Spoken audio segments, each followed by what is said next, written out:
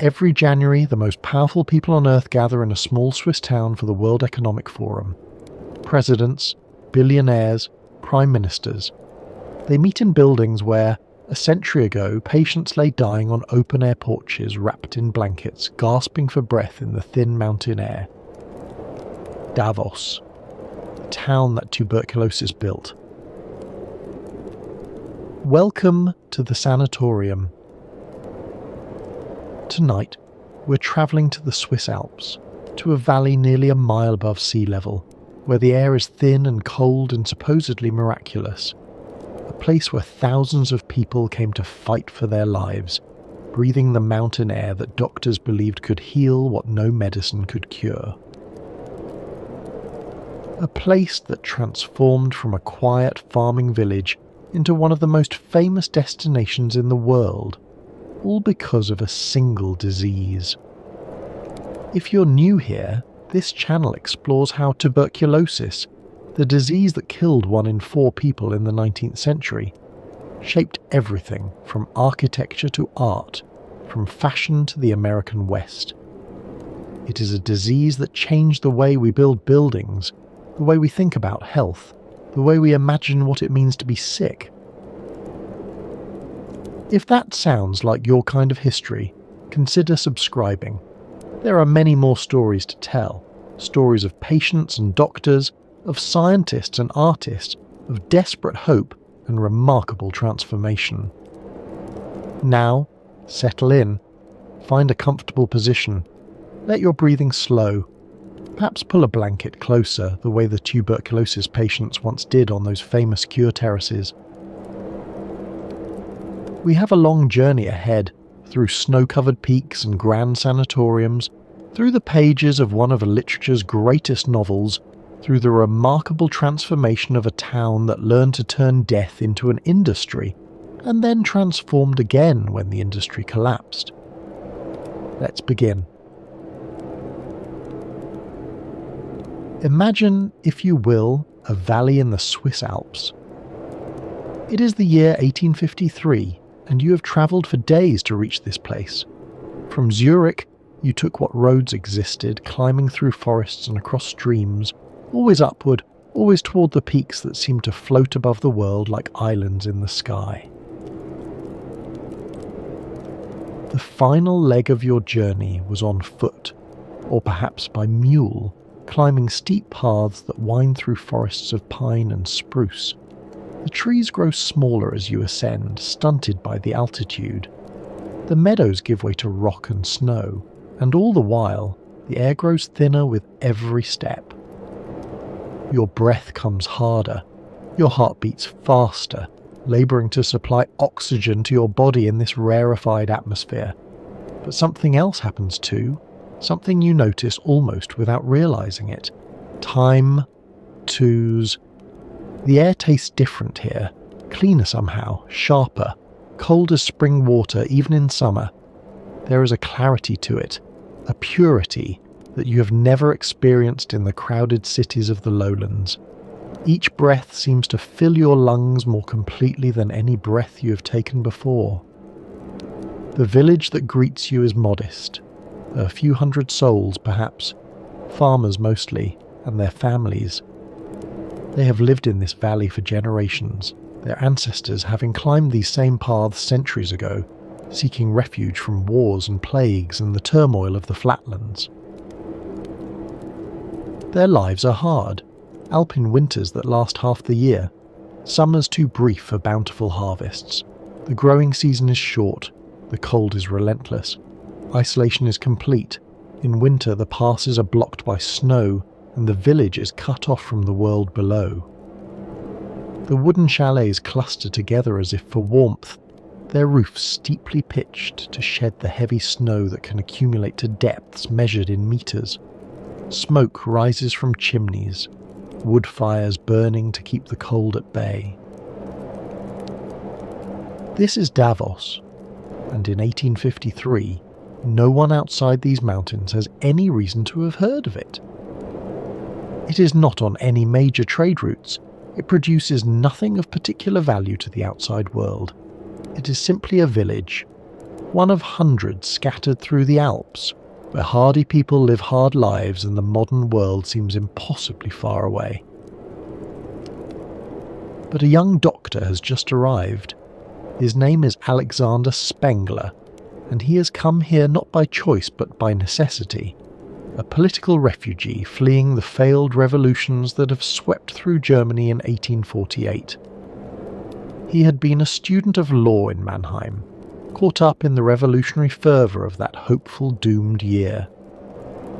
When the revolutions failed, when the old order reasserted itself, many of his fellow revolutionaries were imprisoned or executed.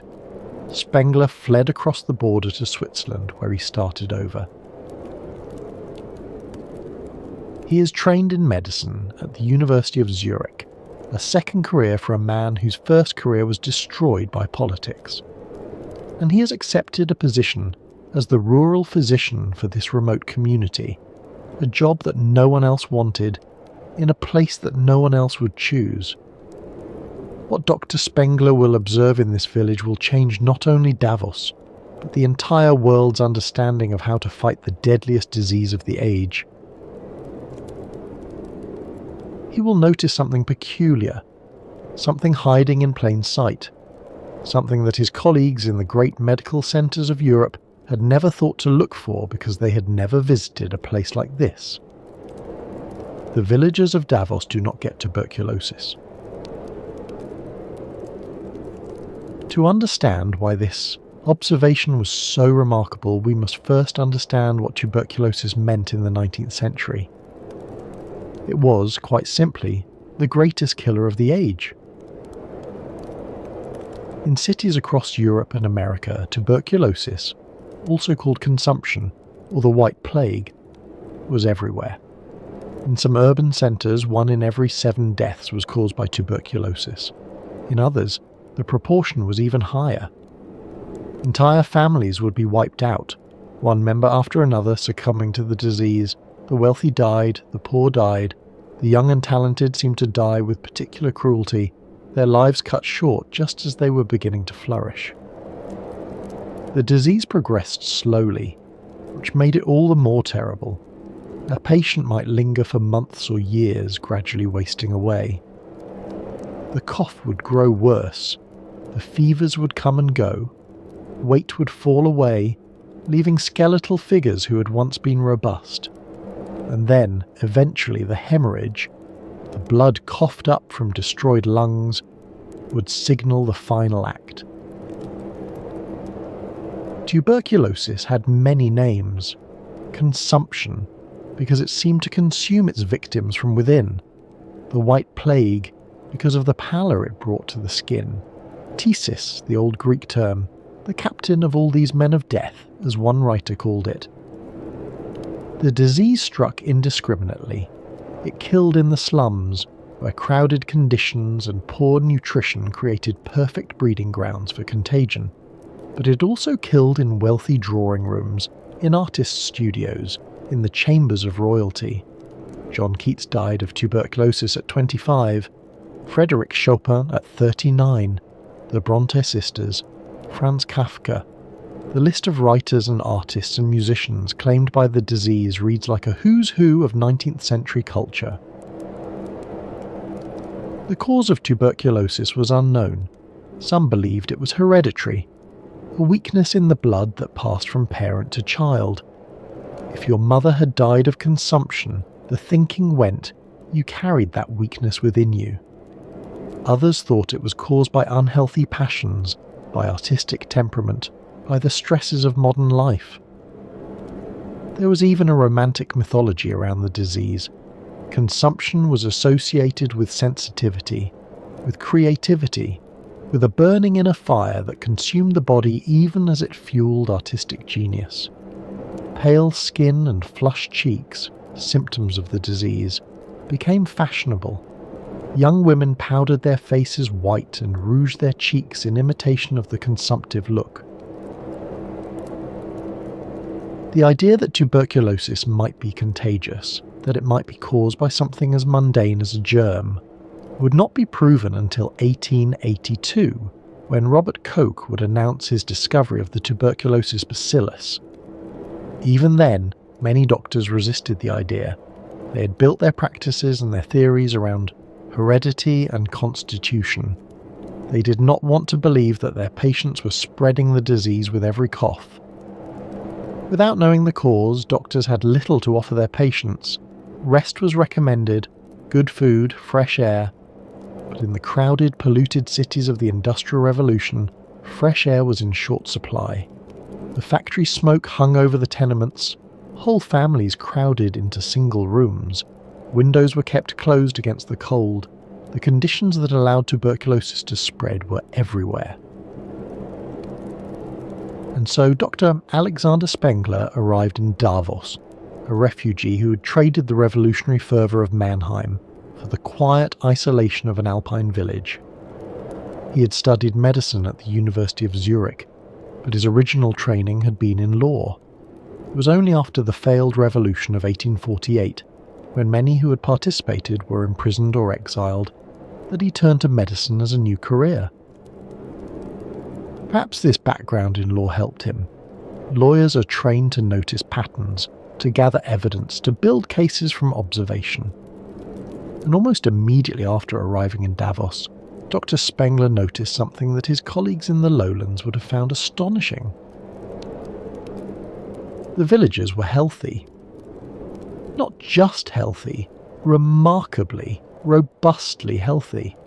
Despite their hard lives, despite the harsh winters, despite the limited diet and primitive conditions, tuberculosis was virtually unknown among them. Dr. Spengler, who had seen the disease claim so many lives in the lowlands, found himself treating farmers for broken bones and childhood fevers and the ordinary complaints of rural life. He asked the villagers about their family histories. He examined their chests. He listened for the telltale sounds of lungs compromised by disease. He found nothing. But tuberculosis, never. The contrast was stark. In the cities he had left behind, tuberculosis was everywhere. In Zurich, in Mannheim, in every crowded urban centre, the disease claimed its victims by the thousands. But here, in this remote valley, in this village so isolated that news from the lowlands might take weeks to arrive, nothing. This observation would consume Dr. Spengler's thinking for years. Why should this remote alpine valley be spared the scourge that was decimating the cities below? What was different about Davos? He considered various theories. Perhaps it was genetic.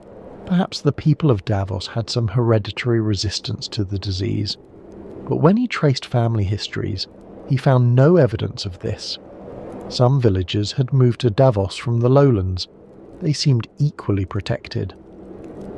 Perhaps it was diet. The villagers ate well, at least by their own standards. Fresh milk and cheese, meat from there, livestock, vegetables from their gardens in the brief summer months. But this diet was not so different from what people ate in healthy rural areas of the lowlands, where tuberculosis still struck. The answer, he came to believe, was the air itself. At an altitude of more than 1,500 metres, or nearly a mile above sea level, the air in Davos was unlike anything in the lowlands. It was dry. It was cold. It was, Spengler theorised, somehow purifying.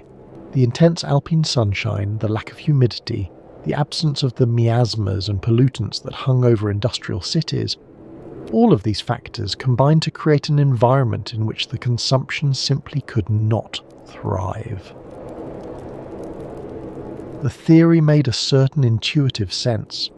Everyone knew that tuberculosis flourished in crowded, poorly ventilated spaces. Everyone knew that fresh air seemed to help patients feel better, at least temporarily. What if the air of Davos was simply the freshest, cleanest air available? Fresh air concentrated and purified to an extreme degree. If this was true, Dr. Spengler reasoned, then perhaps the answer to tuberculosis was not to be found in medicine at all. Perhaps the answer was geography. Perhaps the cure was the mountain itself.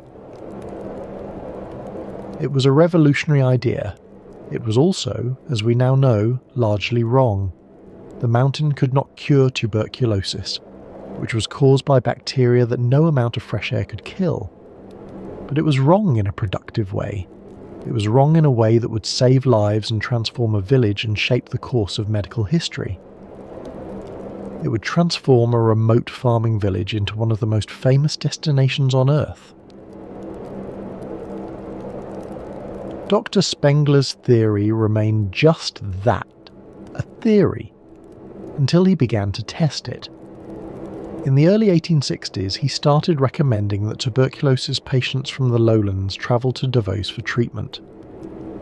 The journey alone was an ordeal. From Zurich, travellers would take a train as far as the rail lines extended, then transfer to a horse-drawn carriage for the steep, winding climb into the mountains. The final approach to Davos could take an entire day. Hours of bumping along rutted mountain roads, the air growing thinner with every switchback, the temperature dropping as the altitude increased.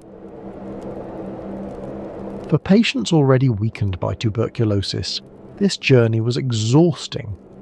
Some arrived barely able to stand. Others had to be carried from the carriage to their rooms. A few died on the way. But those who survived the journey faced something unexpected. They faced hope. The treatment itself was almost absurdly simple. Patients were to rest. They were to spend long hours outdoors, wrapped in blankets, breathing the mountain air. They were to eat well, rich foods, plenty, of milk from the Alpine cows, fresh butter and cheese from the Alpine meadows, and a glass or two of Veltliner wine with their meals. They were to sleep in rooms with windows thrown open to the cold mountain night.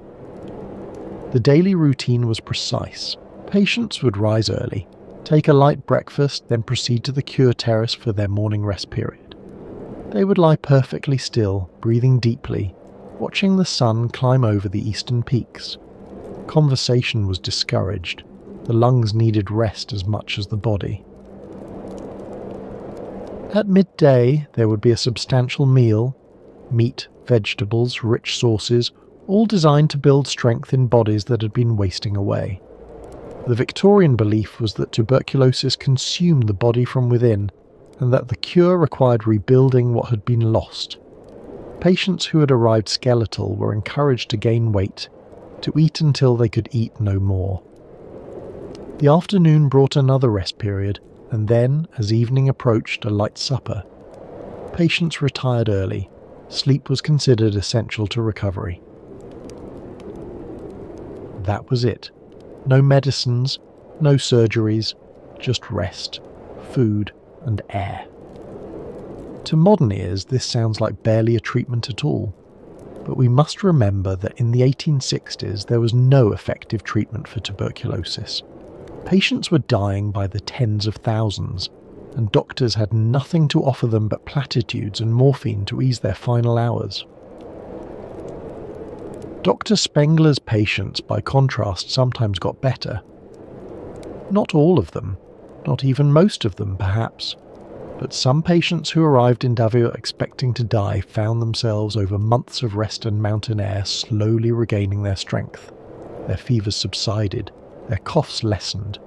The blood that had flecked their handkerchiefs grew less frequent, then stopped altogether. Word began to spread. Slowly at first, through medical journals and professional correspondence, then faster, as doctors told their patients, and patients told their families, and the network of information expanded outward from this Alpine valley. There was a doctor in the Alps, they said, a German refugee. He had discovered something remarkable. His patients were improving, some were even recovering, actually recovering from tuberculosis, the disease that everyone knew was incurable. In 1860, the first guest house specifically for tuberculosis patients opened in Davos. It was a modest establishment, nothing like the grand sanatoriums that would come later, but it represented something new. It was the beginning of what would become a global industry. Patients began to arrive from the lowlands. They came by carriage and on foot, making the long climb into the mountains, hoping that the air that had protected the villagers might also protect them. They came with their families, they came alone, they came expecting to die, and hoping desperately that they might not. In 1865, the first winter guests arrived. Until then, Davos had been a summer destination only. No one imagined that patients could survive, let alone benefit from, the brutal alpine winters. The conventional wisdom held that cold air was dangerous for consumptives, that they should be kept warm, sheltered from drafts, protected from the elements. But Dr. Friedrich Unger and Hugo Richter from Germany came in February of that year, determined to test the opposite theory. They underwent treatment on a bed made from a hay sledge covered with boards, essentially sleeping outdoors on a modified farm implement surrounded by snow. Imagine the scene. 2 men, already weakened by disease, lying motionless on wooden platforms as the temperature dropped below freezing, their breath visible in the air, frost forming on their blankets, the stars wheeling overhead, impossibly bright in the thin atmosphere. It must have seemed like madness. But they did not die. They improved. The news that tuberculosis patients could be treated in winter, that the cold alpine air might actually be more beneficial than the milder seasons, was revolutionary. It contradicted everything the medical establishment believed about respiratory disease. The logic, as Dr. Spengler and his followers understood it, went something like this. The tuberculosis bacillus thrived in warm, moist environments. The hot, humid air of the lowlands provided ideal conditions for the disease to spread and multiply.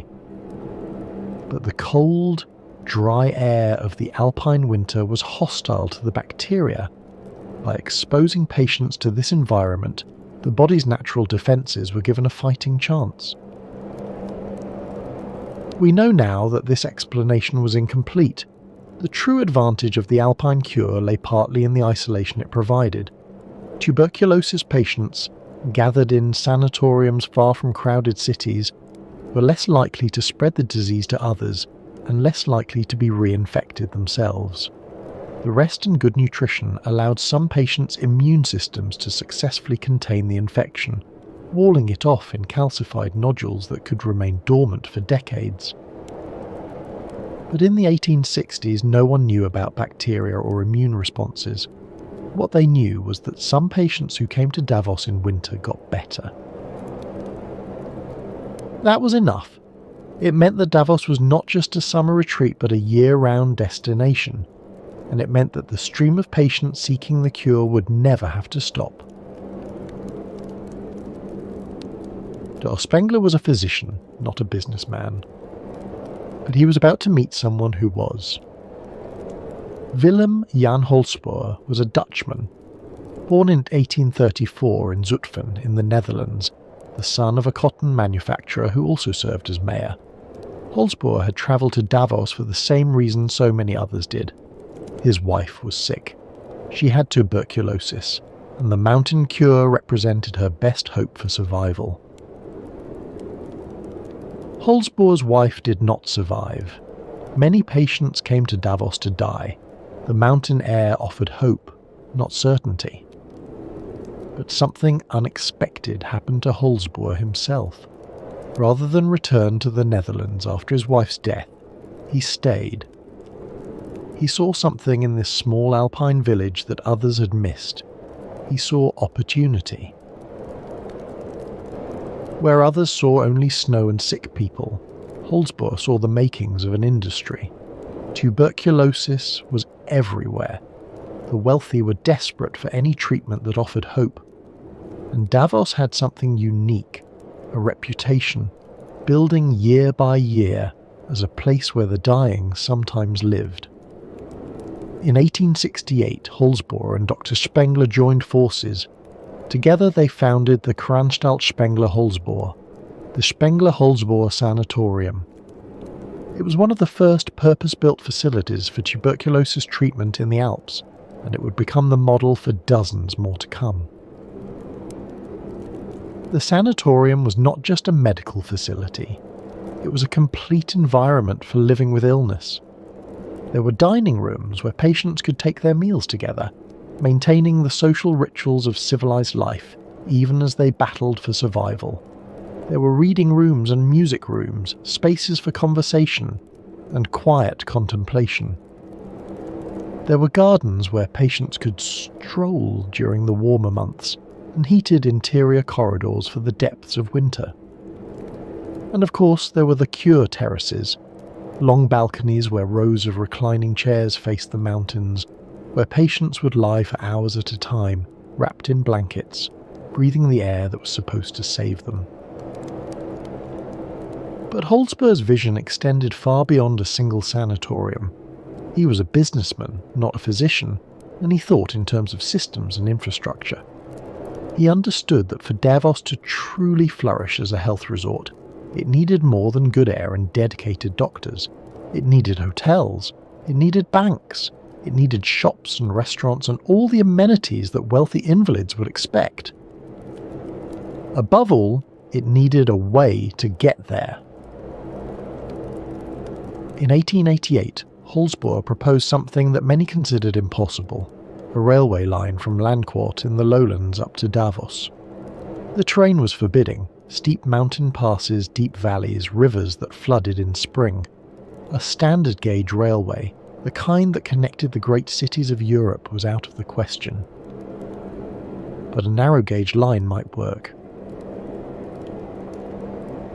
On the 29th of June, 1888, a groundbreaking ceremony was held.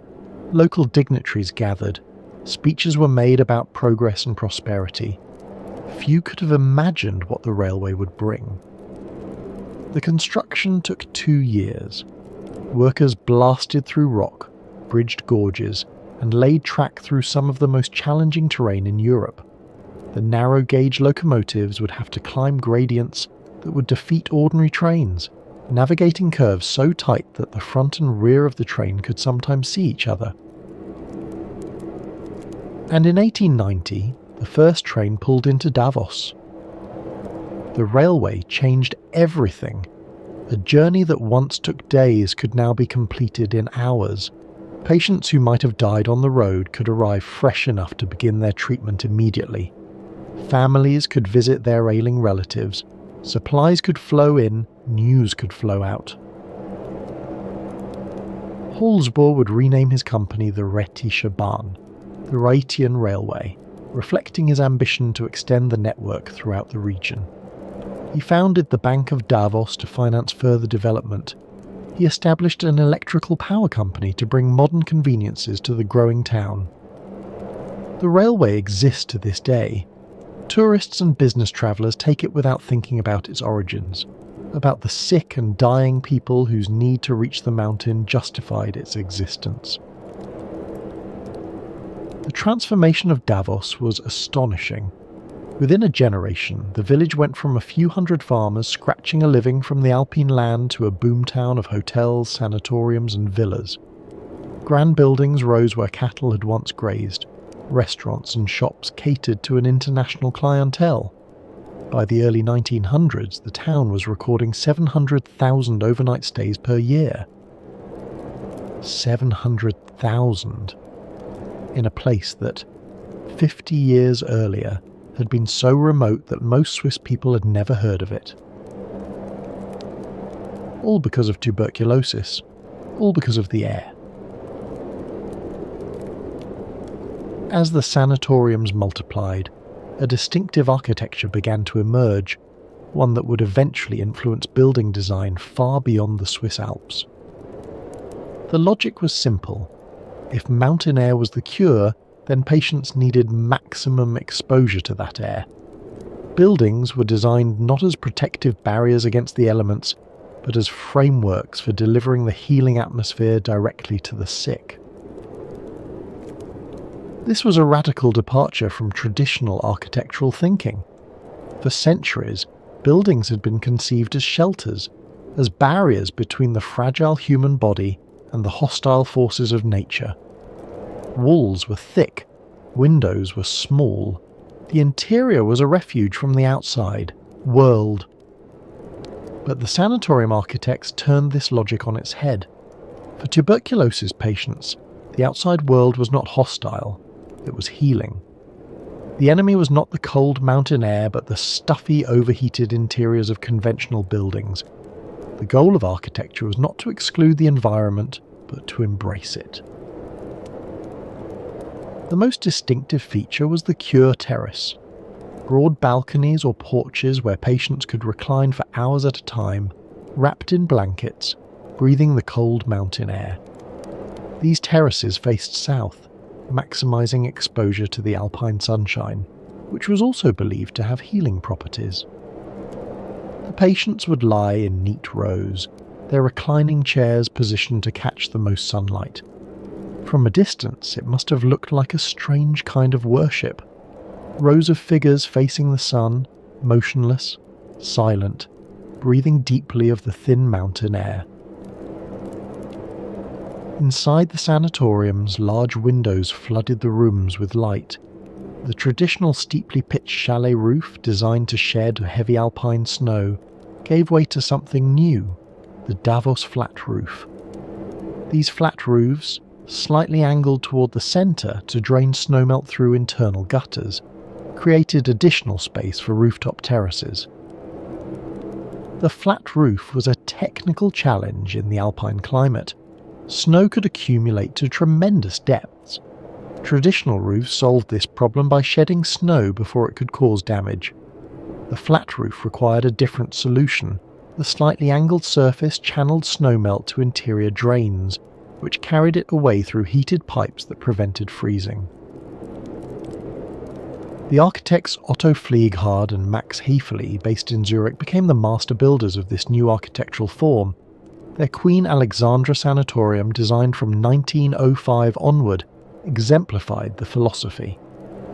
The building was conceived not as a protective shell, but as a machine for inhabiting the atmosphere. Walls seemed almost secondary.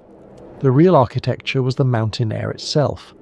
The building existed to organise space, to position patients correctly in relation to the sun and the breeze. It was architecture in service of medicine, form following function, with an intensity that would later become the hallmark of modernist design. One innovation was the Lieghalle, the lying hall or rest hut. These were small revolving shelters, designed by Dr. Karl Turban, just large enough to accommodate 1 or 2 beds. Patients could be wheeled inside, and the entire structure could be rotated to follow the sun or to shield against the wind. The rotating mechanism was ingenious. A patient could be positioned to catch the morning sun as it rose over the eastern peaks, then gradually turn to follow the light across the sky when the wind shifted, as alpine winds often do. The shelter could be repositioned for protection. The patient never had to move, the building moved around them. These shelters reduced architecture to its most elementary purpose, creating a space for a human body to exist in specific relationship to the environment. There were no unnecessary ornaments, no social pretensions, just a roof, walls that could be opened or closed, and a mechanism for reorientation. By 1900, many of these shelters had been installed in the grounds of the larger sanatoriums. Patients would spend entire days in them, sometimes sleeping outdoors even in winter, wrapped in wool and fur, their breath visible in the freezing air. It is a striking thought that people who were desperately ill, whose lungs were compromised by disease, would voluntarily expose themselves to sub-zero temperatures in the belief that the cold would heal them. The physicians documented everything. Temperature readings were taken multiple times daily, not just of the patient's bodies but of the air itself. Humidity was measured, wind direction was noted, the angle of the sun was calculated, everything was recorded in meticulous case files, as if by accumulating enough data, the secret of the cure might finally be revealed. Patients learned to speak a specialised vocabulary. They discussed their morning temperatures and afternoon readings. They compared coughs and noted hemorrhages. They knew the names of the different winds and could predict weather changes by the way their symptoms responded. But we must remember that there were no alternatives, no antibiotics, no effective medicines of any kind. The mountain air was all they had. And so they lay on their cure terraces, these desperate people, breathing the cold air, watching the sun move across the sky, measuring their temperatures, recording their symptoms. They built lives in the shadow of death. They formed communities of the sick. They created an entire culture of illness, with its own rituals and its own vocabulary, and its own strange mixture of hope and resignation. Some recovered, many did not, but the sanatorium gave them structure, gave them purpose, gave them something to do while they waited to learn their fate. It gave them, in a word, hope, and hope, even when unfounded, has value. Dr. Alexander Spengler died in 1901, having lived nearly half a century in the village he had helped transform. He arrived as a refugee with nothing. He departed as a pioneer, his name synonymous with the Alpine cure. He had seen the population of Davos multiply many times over. He had seen the first guest houses give way to grand sanatoriums. He had seen the railway arrive, bringing patients by the thousands. He had seen his theory that mountain air could cure tuberculosis, accepted as medical orthodoxy across Europe. Whether he ever doubted that theory, we do not know. Whether he ever wondered if the patients who recovered might have recovered anyway, or if the patients who died might have been saved by some treatment not yet discovered, these questions are lost to history. What remains is the legacy. A town transformed, an industry created, an idea that shaped medicine for nearly a century. But the Spengler name would continue to shape Davos long after his death. His son, Dr. Carl Spengler, inherited both his father's medical practice and his devotion to the Alpine town. Carl Spengler had grown up in the sanatorium world. He had watched the sick arrive by train, had seen them wheeled onto cure terraces, had observed the slow rituals of the mountain cure. He knew better than most what tuberculosis meant, the fear and the hope, the long waiting, the uncertain outcomes. He was also an enthusiastic supporter of the local ice hockey club HC Davos, which was founded in 1921. Ice hockey had come to Davos along with the international community of sanatorium patients. Young men who were well enough to exercise but not well enough to return home had taken up the sport during their long convalescence. And in 1923, Carl Spengler had an idea that would create one of the most enduring sports traditions in the world. The First World War had ended just 5 years earlier, and Europe remained bitterly divided. Nations that had been enemies still viewed each other with suspicion. The wounds of the war, the millions dead, the empires collapsed, the old order destroyed, were still raw. Carl Spengler believed that sport could help bridge these divides. He had seen, in his father's sanatoriums, how illness could unite people who might otherwise have been enemies. German and French, English and Russian, they had all come to Davos seeking the cure, and they had found themselves lying side by side on the cure terraces sharing their hopes and fears. If disease could unite enemies, why not sport? He donated a trophy, a challenge cup, and invited ice hockey teams from across Europe to compete in Davos during the Christmas holiday. His explicit intention, stated in the original charter, was to give the once hostile nations an opportunity to rediscover mutual understanding and trust through fair and friendly competition, and to extend a hand of camaraderie. It was an idealistic vision, perhaps naive, but it worked. Teams came from countries that had been at war with each other just years before.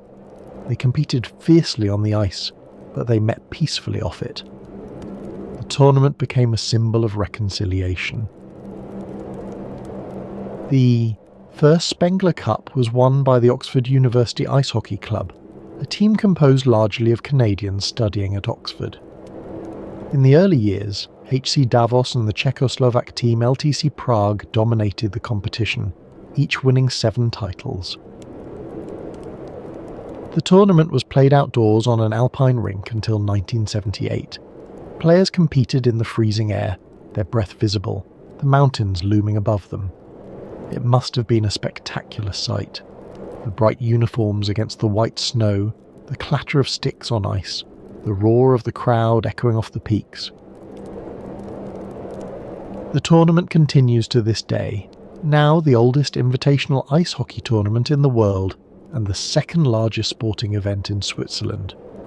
Team Canada has dominated in recent decades, winning 16 times since 1984. But the original spirit endures, international competition as a path to international understanding. It is a fitting legacy for the Spengler family, a tournament born from the conviction that even enemies could find common ground in the thin mountain air. The same conviction, in a sense, that had driven Alexander Spengler to build his sanatoriums, the belief that something about this place could heal what seemed unhealable.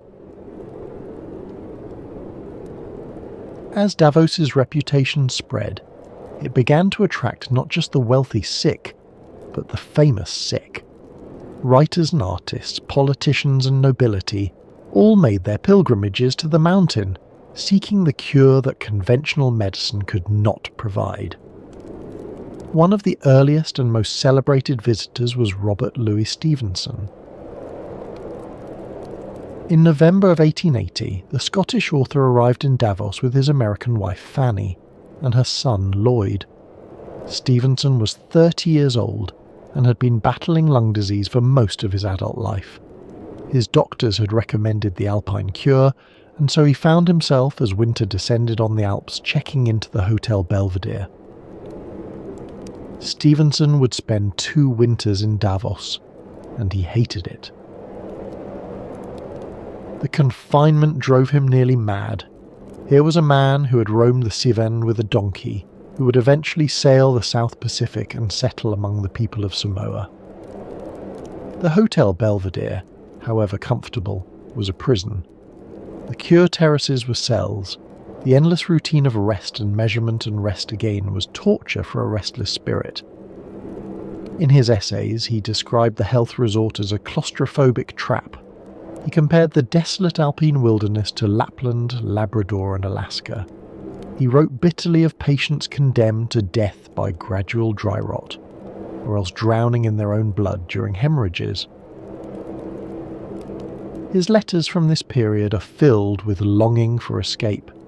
He dreams of warmer climates, of adventure, of anywhere but this beautiful, suffocating valley. And yet he remains, because the alternative, the crowded, smoky cities where his lungs would surely fail, is worse. It is a remarkably bleak portrait, especially from an author known for tales of adventure and romance. But Stevenson understood something that the promotional literature of the sanatoriums tried to obscure. Many patients came to Davos not to be cured, but to die. The mountain air might slow the disease, but it could not always stop it. He wrote about his fellow patients with a mixture of compassion and horror. Young men and women in the prime of life, reduced to counting their heartbeats and measuring their fevers. Some put on brave faces at dinner, discussing their symptoms with the clinical detachment that sanatorium life encouraged. Others withdrew into private despair. And some inevitably died. Stevenson watched them carried away, their rooms quickly cleaned and prepared for the next occupant. The cycle continued without pause. Despite his misery, Stevenson remained productive. Perhaps he wrote to distract himself from his illness. Perhaps the mountain air, however much he despised it, gave him just enough strength to work. In Davos, he completed what would become one of the most beloved adventure novels ever written. Treasure Island had begun as a story told to his stepson Lloyd, accompanied by a hand-drawn map of an imaginary island. Stevenson had started writing it back in Scotland, But the story had stalled. The fog and rain of